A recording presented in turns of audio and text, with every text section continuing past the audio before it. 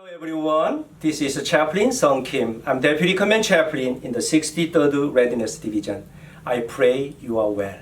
I have a problem when I go to store. Here are just too many choices.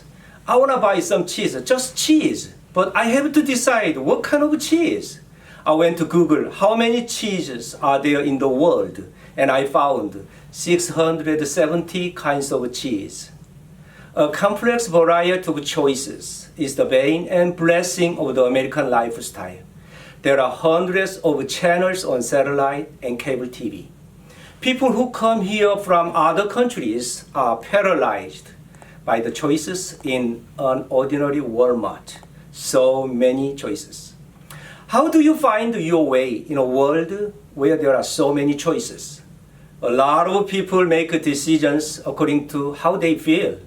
Decisions are largely made on the emotional level. They are guided by what feels like the right thing to do. Others try to make rational decisions. They inspect everything and read all the labels. They spend a lot of time checking out things to make sure they have made the right decision. But how does a Christian operate in the confusing world of choices? A Christian pays attention to their feelings and listens to their mind, but foremost, the Christian seeks the will of God. Making everyday choices can be difficult, but the bigger decisions can incapacitate us even more. So this morning, I want to concentrate on the larger issues of setting the course and direction of our lives. When it comes to the major decisions in our lives, we need to passionately seek the will of God and follow the will of God. January of 2009, I was supposed to be assigned to South Korea, but somebody dragged me to go to Fort Riley, Kansas. It was an unpleasant assignment without right position for my future career. One day, our division chaplain was looking for a volunteer to deploy in Afghanistan because the battalion chaplain was resigned his duty in deployment. It was a very unusual case. I did pray and made a decision to be deployed in Afghanistan as a volunteer because I just wanted the battalion had a chaplain in the combat. During this deployment, I lost 8 soldiers through combat operations.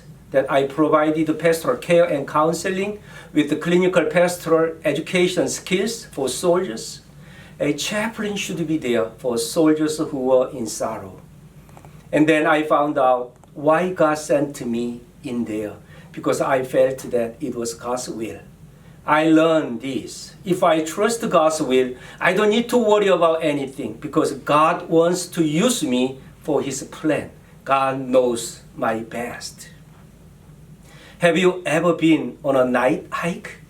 It is a whole new experience in the woods because all you have is a flashlight and you cannot see except for a few feet ahead of you. But as you step into the light advances and you have enough light to take another step.